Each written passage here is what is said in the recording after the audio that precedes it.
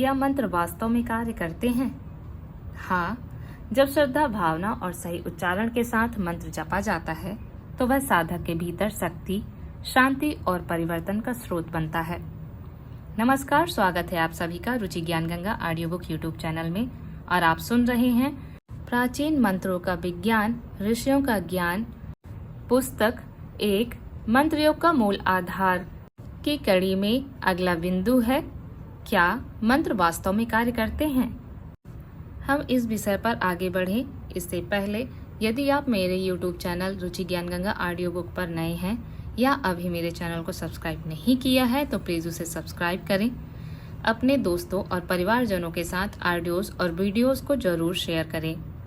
Bell icon दबाएं ताकि audios और वीडियोज़ अपडेट होते ही आप तक सूचना सर्वप्रथम पहुंच सके। और हाँ, यदि आप हमें सुझाव या आपकी कोई अपनी प्रतिक्रिया है जिसे आप हमें कमेंट बॉक्स में कमेंट करके बता सकते हैं। हम आपके सहयोग और समर्थन के लिए तहे दिल से शुक्रगुजार हैं।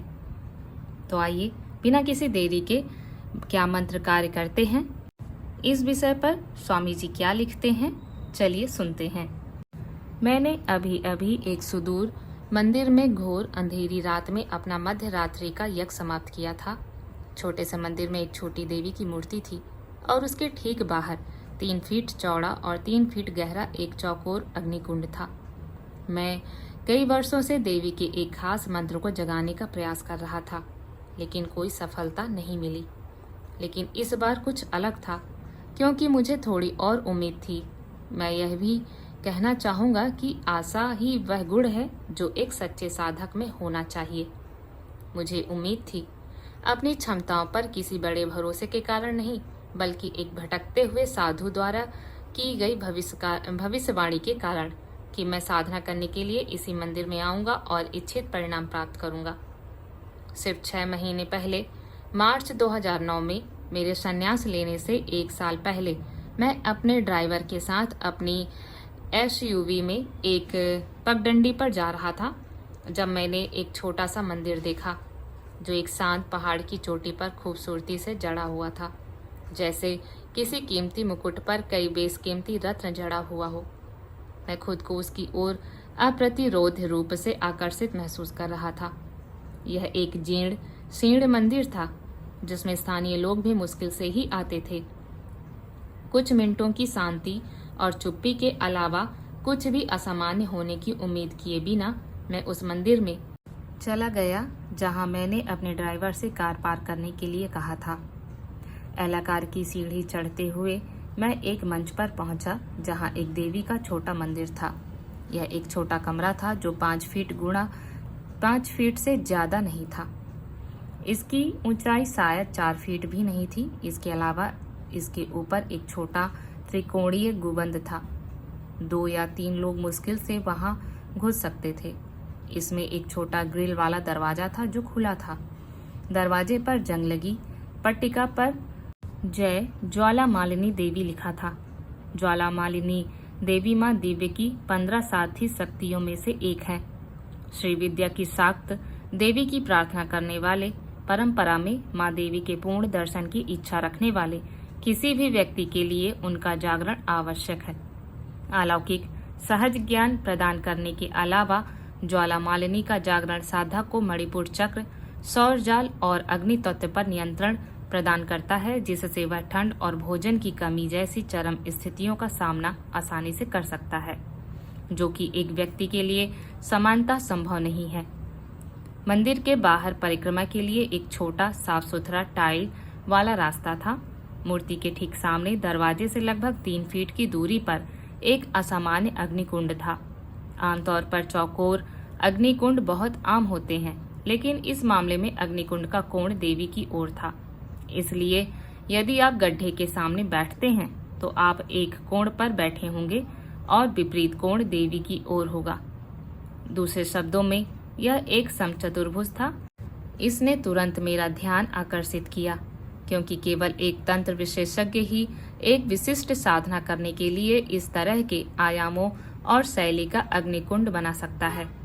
गड्ढे के दाईं ओर लगभग 6 फीट की दूरी पर एक विशाल पीपल का पेड़ था, जिसकी परिधि गड्ढे को ढक रही थी, जो मंदिर के पीछे से होकर परिसर के एक किनारे पर राजसी ढंग से झुका हुआ था।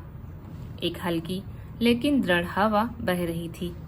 कुछ गिरी हुई पत्तियां फर्श पर उछल रही थीं और पेड़ पर बाकी पत्तियां बहुत मधुरता से, लगभग लयबद्ध रूप से फड़फड़ा रही थीं। यह एक बार में ही दिव्य था। धूप वाले दिन एक पहाड़ की चोटी पर पीपल के पेड़ के बगल में एक छोटी देवी की मूर्ति के सामने अकेले होने के कारण मैं इससे अधिक कुछ नहीं मांग सकता था।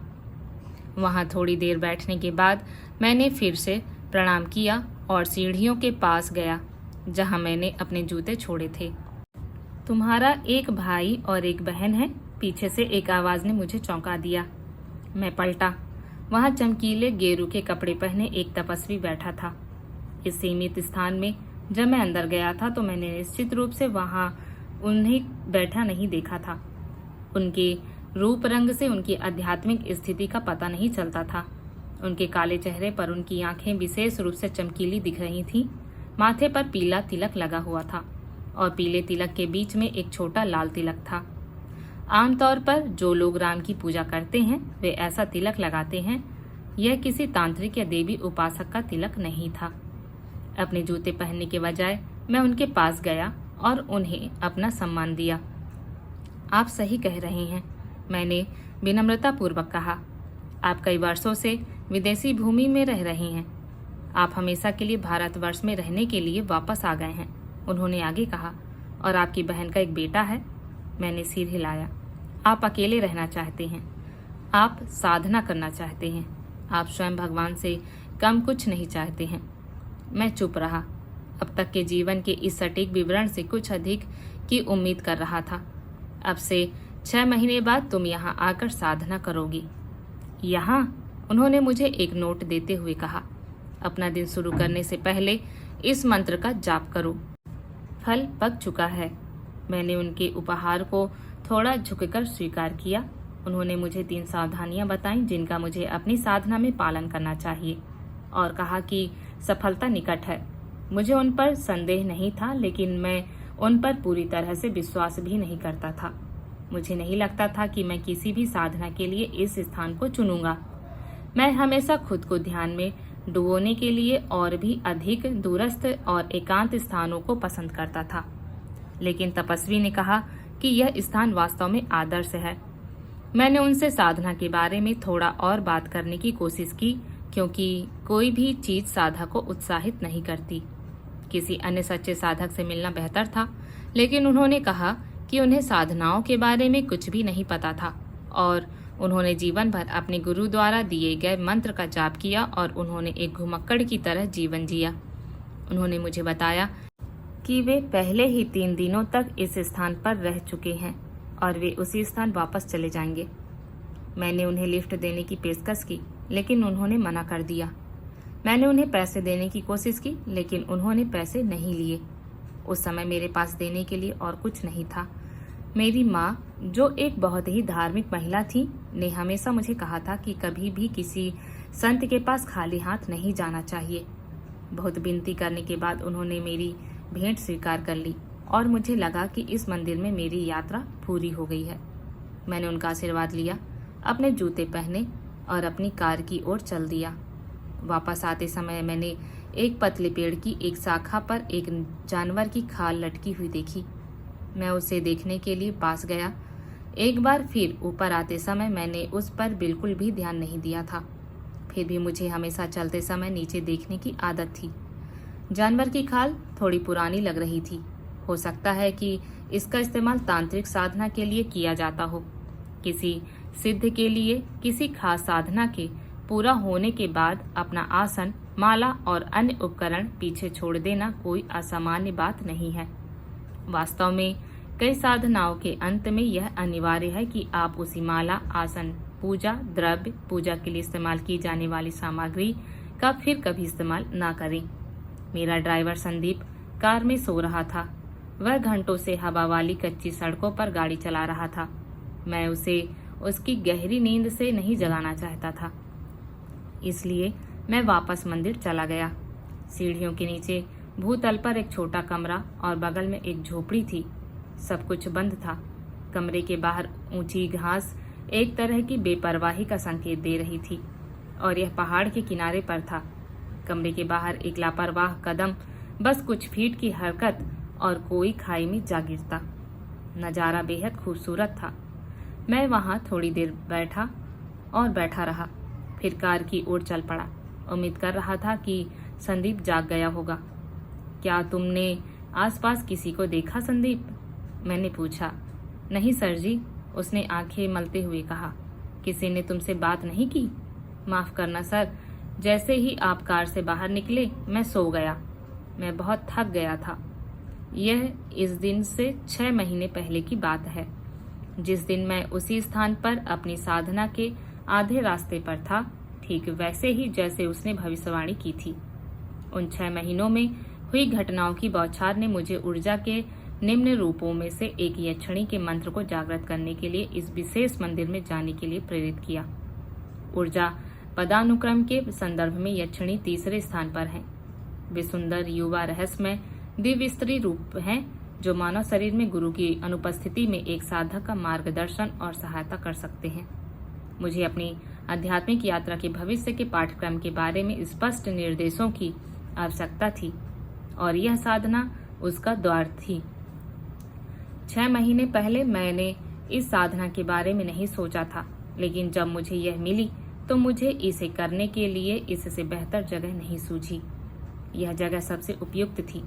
अपनी दैनिक स्तुति का जाप करने के अलावा पूर्ण मौन का पालन करना, 24 घंटे में एक छोटा गिलास गाय का दूध और एक फल खाना, मेरी दिनचर्या काफी व्यस्त थी। मैं सुबह लगभग 2:30 बजे उठता और अपने कमरे के बाहर ही स्नान करता। सुबह 3 बजे से 9 बजे तक मैं एक अखंड ज्योति, एक दीपक जो पूरी साधना के दौरान जलता रहता है, के सामने मंत्र का जाप करता। समाप्त होने के तुरंत बाद मैं बाहर निकलता और मंदिर के देवता और सूर्य को अपना प्रणाम करता। इस बीच पास के ग्रामीण ने पूर्व व्यवस्था के आधार पर मेरे कमरे के बाहर दूध की एक बोतल रख दी। मैं अपना एकमात्र गिलास दूध पीता और फिर 90 मिनट आराम करता। सुबह 11 बजे से दोपहर 2 बजे तक मैं भगवान का ध्यान करता। दोपहर 2 बजे से शाम 5 बजे तक मेरा आराम का समय था। शाम 5 बजे मैं दिन का एकमात्र फल खाता और कभी कभी मैं उसे भी छोड़ देता। शाम 6 बजे से रात 9 बजे तक मैं फिर से मंत्र का ध्यान करता और फिर 1 घंटे आराम करता। रात 10 बजे मैं बाहर निकलता और फिर से स्नान करता। रात 10:30 बजे तक मैं मंदिर के ठीक बाहर ऊपर होता और अपना यज्ञ करने के लिए तैयार होता, जो लगभग 12:30 बजे समाप्त होता। जब तक मैं अपनी सामग्री, जलाऊ लकड़ी इकट्ठा करता और उन्हें अपने कमरे में वापस रखता, तब तक आमतौर पर रात 1 बज जाता। रात 1 बजे से 2:30 बजे तक मैं अपनी पीठ के बल लेटकर गहरी सांस लेता, लेकिन सामान्य रूप से। इससे मुझे अपनी छोटी नींद से बहुत अधिक आराम मिलता, जिससे मैं 6 घंटे के गहन सत्र के लिए अपने दिन की नई शुरुआत कर सकता था। आदर्श रूप से एक साधक को अपनी दाईं ओर थोड़ा झुके हुए आसन में सोना चाहिए, क्योंकि इससे आप अपनी नींद में कुछ हद तक जागरूकता बनाए रख सकते हैं और अपने शरीर के तापमान को बेहतर ढंग से नियंत्रित कर सकते हैं। लेकिन उस समय मुझे कठोर सतहों पर सोने की आदत नहीं थी, इसलिए मैं उस स्थिति में बिल्कुल भी आराम नहीं कर सकता था। मेरा बिस्तर कुसा घास की एक सीट और उसके ऊपर एक कंबल था। उस कठोर सतह पर मैं अपने पेट या अपनी तरह नहीं लेट सकता था, इसलिए मैंने अपना सर्वश्रेष्ठ प्रयास किया। मैं अपनी पीठ के बल सो गया। अब मैंने अपना यज्ञ समाप्त कर लिया था और अपने कमरे में वापस आ गया था। मैंने यह सुनिश्चित करने के लिए दीपक की देखभाल की कि बाती ठीक है और उसमें पर्याप्त तेल है। सुबह 3 बजे जब मैंने अपना ध्यान फिर से शुरू किया, तब तक कुछ ठीक लग रहा था। मैंने लेटने से पहले हाथ पैर धोने के लिए बाहर निकला। जैसे ही मैं अपने कमरे में वापस गया, मुझे एहसास हुआ कि मैं अभी अभी एक रस्सी के पास से गुजरा हूँ, मुख्य दरवाजे से मुश्किल से 1 फीट की दूरी पर। मैं कुछ हद तक हैरान था, क्योंकि कमरे में कोई रस्सी नहीं थी। इसलिए मैं फिर से बाहर निकला और एक सुंदर सांप देखा। जैसे ही मैंने उस पर अपनी रोशनी डाली, वह मेरी ओर मुड़ा वह फ्लोरोसेंट हरा था। मैं निराश और खुश दोनों था। निराश इसलिए क्योंकि अभी 2 दिन पहले अपनी साधना के बीच में मुझे एक काले सांप का दर्शन हुआ, लेकिन यह काला नहीं था। मैं खुश था क्योंकि कम से कम यह एक सांप था। आपकी आध्यात्मिक प्राप्ति के स्तर के आधार पर साधना के दौरान मिलने वाले दर्शन ऐसी झलकियां होती हैं जिन्हें आमतौर पर अनदेखा नहीं किया जाना चाहिए। सांप मेरी ओर बढ़ता रहा। मैंने अपनी टार्च दूसरी ओर घुमाई और देखा कि एक बिच्छू मेरे पैरों के पास से भाग रहा था। यह सब मेरे दरवाजे के ठीक बाहर हो रहा था। हर हर महादेव, मैंने मन ही मन कहा। धन्यवाद भगवान। मैं फिर से सांप की दिशा में चला गया और एक बार फिर वह मेरी ओर बढ़ने लगा।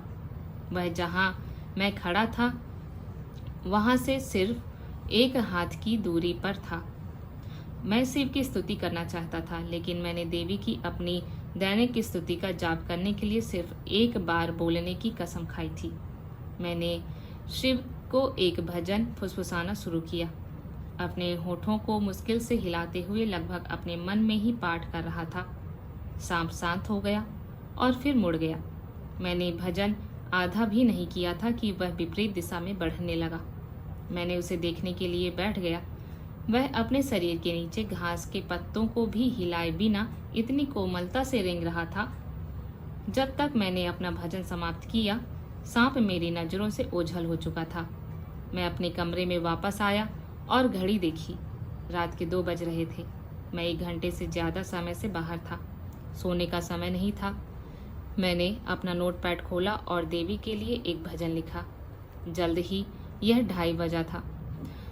मेरी सुबह की दिनचर्या शुरू करने का समय। अगली दोपहर में विशेष रूप से ऊर्जावान महसूस कर रहा था और दोपहर 2 बजे झपकी नहीं लेने का फैसला किया। इसके बजाय मैं अपनी आंखें बंद करके बैठ गया और मन ही मन देवी की महिमा का गुणगान किया। मैंने जब पूरा ही किया था कि मुझे मेरे यज्ञ की लकड़ियों से भरी बोरियों के पीछे कुछ शोर सुनाई दिया। मेरे कमरे में 4 बोरियां थीं जो 30 दिनों तक चलने वाली लकड़ियों से भरी थीं। मैंने अपनी आंखें खोली और एक सांप की पूंछ देखी, एक काली। यह दीवार के करीब मेरे कमरे में आ रहा था क्योंकि उसकी लंबी पूंछ बोरियों के पीछे गायब हो रही थी। मैं बहुत खुश था क्योंकि यह बिल्कुल वैसा ही था जैसा मैंने अपने सपने में देखा था। मैं सांप को करीब से देखने के लिए उठा, लेकिन मेरी उपस्थिति को महसूस करते हुए वह मुड़ा और बाहर निकलने लगा। जब वह मुड़ा तभी मुझे एहसास हुआ कि यह कम से कम 6 फीट लंबा था, मुझसे लंबा। यह बेहद फुर्तीला और मोटा था। मैं उसके पीछे गया, लेकिन वह तेजी से घास के बीच से होते हुए खाई में जा गिरा। एक साधक के साथ होने वाली सबसे उल्लेखनीय चीजों में से एक यह है कि उसे अब किसी चीज का डर नहीं रहता। जब आपके इरादे नेक होते हैं तो प्रकृति आपको मार्गदर्शन देती है और हर कदम पर आपकी रक्षा करती है। मैं यह सुझाव नहीं दे रहा हूं कि आप मौत के मुंह में चले जाएं या सांपों को उठाकर देखें कि माँ आपकी रक्षा करती हैं या नहीं, लेकिन आपके अंदर कुछ हमेशा के लिए बदल जाता है। एक तरह की निर्भयता, अपने आसपास की हर चीज के साथ एकता। यह हर सच्चे मंत्र साधक के साथ स्वाभाविक रूप से होता है। लगभग 2 सप्ताह बाद जब मेरी साधना समाप्त होने वाली थी तो मेरे देवता वास्तव में मेरे सपने में आए और मुझे माँ की ओर मेरे अगले कदमों के बारे में स्पष्ट निर्देश दिए। यह वास्तविक जीवन का दर्शन नहीं था जैसा कि मैंने बहुत उम्मीद की थी, लेकिन मेरे सपने में दिए गए निर्देश इतने स्पष्ट थे जैसे कि दिन के उजाले में हो रही हो। मुझे बताया गया था कि साधना के पूरा होने के 5 महीने बाद मैं गेरुआ वस्त्र धारण करूंगा, भौतिक संसार का त्याग करूंगा और औपचारिक रूप से दीक्षा लूंगा और फिर हिमालय की गुफाओं की अत्यंत शांति में गहन ध्यान करूंगा। जिन लोगों ने मेरा संस्मरण इफ ट्रुथ बी टोल्ड पढ़ा है, सत्य कहूँ तो एक सन्यासी के संस्मरण हिंदी में, वे यह जानते होंगे और घटनाओं का क्रम कैसे हुआ। हालांकि मैं आपको धीरे से याद दिला दूं कि यह मेरी पहली साधना नहीं थी, यह 45वीं साधना थी। ये अनुभव भी मेरे लिए बिल्कुल नए नहीं थे। मेरे जीवन भर की कोई साधनाओं में इससे कहीं अधिक सुंदर अनुभव हुए थे और यही कारण था कि मंत्रों के विज्ञान और कला में मेरा विश्वास और आस्था अडिग था। अपने पूरे जीवन में मैंने मंत्रों की शक्ति से बहुत लाभ उठाया है। जब मैं 11 साल का था, तब से लेकर जब मैं ज्योतिष का अभ्यास करता था, एक छात्र के रूप में जिसका मन विदेश में अध्ययन करने पर लगा था, एक युवा व्यक्ति के रूप में भौतिक धन की ओर काम करने तक, और अंत में उस त्यागी को जो ईश्वर को देखना चाहता था। उन्होंने मेरे आध्यात्मिक, भौतिक और बौद्धिक विकास में हर कदम पर सहायता की है। आप भी धर्म, अर्थ, काम या मोक्ष की अपनी खोज में को आगे बढ़ाने के लिए उनका उपयोग कर सकते हैं। हालांकि उन्हें तुच्छ लाभ के लिए उपयोग करना एक दुर्लभ और कीमती मोती को एक साधारण पत्थर के लिए व्यापार करने जैसा है। आप अपने उद्देश्य को आगे बढ़ाने के लिए मंत्रों का उपयोग कैसे करना चाहते हैं, यह आपका व्यक्तिगत निर्णय है और मैं इसे आप पर छोड़ता हूँ। एक आदमी के लिए सच्चा और स्थायी पुरस्कार तृण साधक का अर्थ है जीवित रहते हुए अपनी आध्यात्मिक चेतना को सार्वभौमिक चेतना में विलीन करना। मंत्रों का ध्वनिक और प्राचीन विज्ञान साधक को इसी शरीर में रहते हुए निर्वाण प्रदान करता है। आप जीवन मुक्त हो जाते हैं, इस संसार के बंधनों से मुक्त, जैसा कि शास्त्रों में कहा गया है। आपको ओम स्वामी जी की कौन सी पुस्तक ज़्यादा पसंद है? आप उसका नाम हमें कमेंट सेक्शन में ज़रूर बताएं। धन्यवाद।